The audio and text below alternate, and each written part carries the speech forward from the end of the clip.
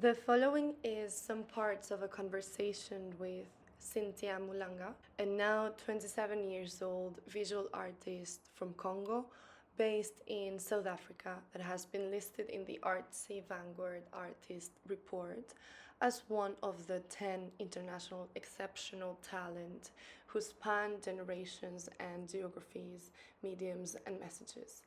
Here is Cinthia Mulanga. It started off as just talking about like the Barbie doll, beauty, and the lifestyle of the Barbie doll versus how I grew up and wanting my life to be.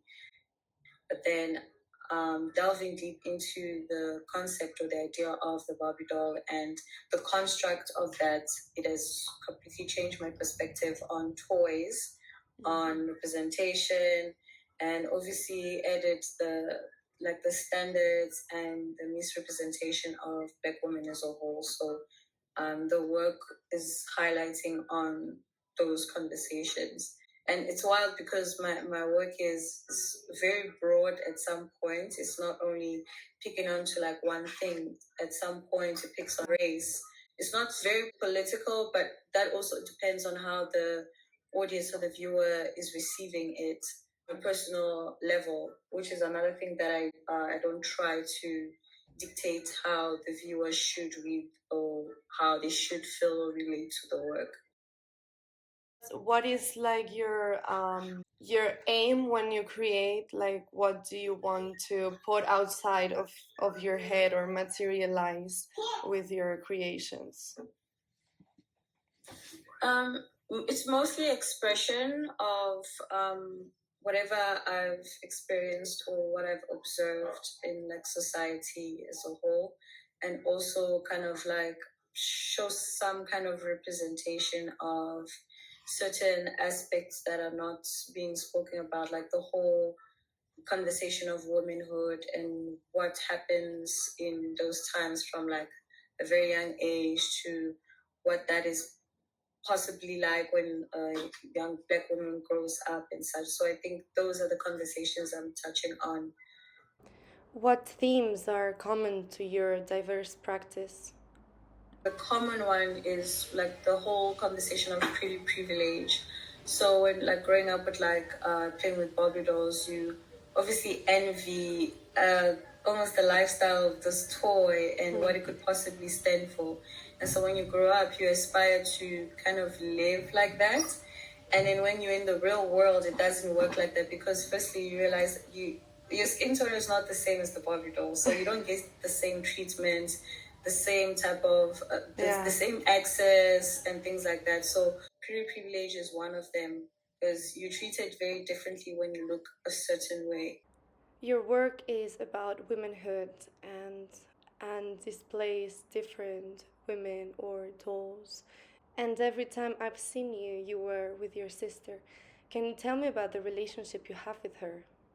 I think it's pretty interesting how I think it's either you're the only one or one of like two who actually asked a question like that. My mom has made sure that we are super close no matter how we argue or we get through certain things, we're always together.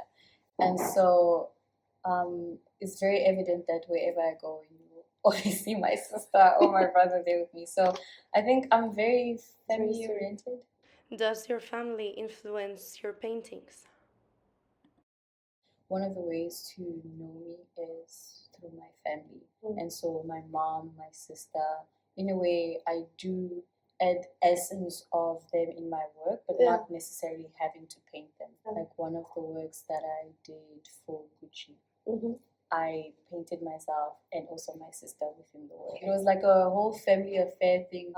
They kind of also ground me, and sometimes, if I'm acting out of pocket, they will humble me right there and there. So I think it's good because they keep me in check.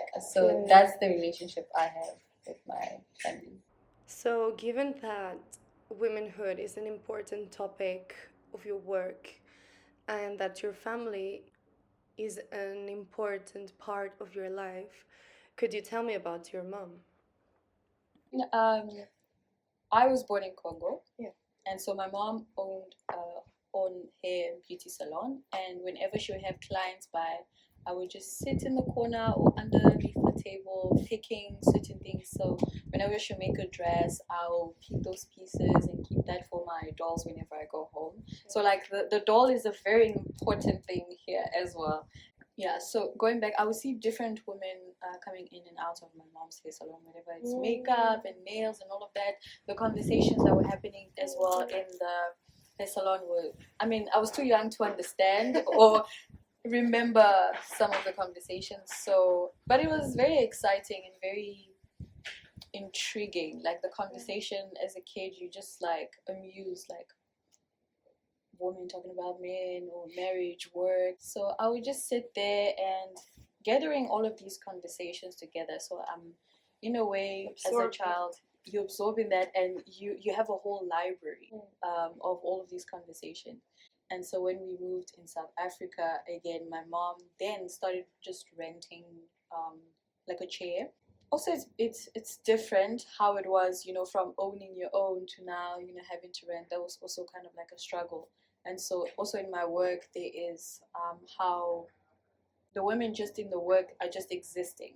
And the works on the wall within the work are posing as challenges or topics that bear or that affect the women within the work. And so with that, coming from the conversations and the experiences of my mom, and also when we were growing up in South Africa, I added all. So your work also goes into the similarities among women, but also the differences that characterize each one of them. Mostly the different women that you see in the work, they are different representations of women. But in a way, I want it to be seen as they are like one woman at different stages. So she could be on the couch, and the next thing she's by the window looking outside, which is something I always have in work. And so they look different by just appearance, but it's in the works is the same woman. And they are different extensions of me as well. Of that idea is just, I think it somehow does a disservice to myself, because so many women are different, especially where I come from. They are different in skin tones, in textures, in all of that. And so I wanted to somehow also represent that in the work. And so that representation on its own shows that not every woman is the same. We're similar, we have links, but we're not the same. And that's what the standard of society has put on women. There's like a standard of like how women are supposed to act, what she's supposed to do. And so if a particular group of women doesn't fall onto that, she's not considered woman, or she's not considered at all. Women are also very complex in the way that we're not the same. We don't think the same way. There's a particular system in us that links us together, but we are unique in our own ways. We like different things, different points, and I think that's another way of me saying that, and that's okay, because there's a standard of beauty in society that's there. And so I'm there to kind of challenge that conversation or picture and say, there's women in my work that look different, and they just exist. They're beautiful as they are. Obviously, there's different conversations that happen in the work. With each work, there's a different conversation, and it's very complex as the woman is. What do you think defines a woman? There is a lot, but for me, I would say her values, her principles, and I also speak on like certain characteristics. So there was a work that I did with Goodman, my first solo exhibition in 2022. For example? Yes. So the works there, I remember I titled the work Mold Me. And so you have all these figures sitting on the couch, and then there's like clothes and certain objects on the floor, and then there was one figure trying to like kind of like pick these clothes and objects up. And so that work was speaking about the certain things that surround us and add to our character and what those things are. So it's more of like women are aware of the things they consume because it makes them, therefore Yeah. somehow defines who they are.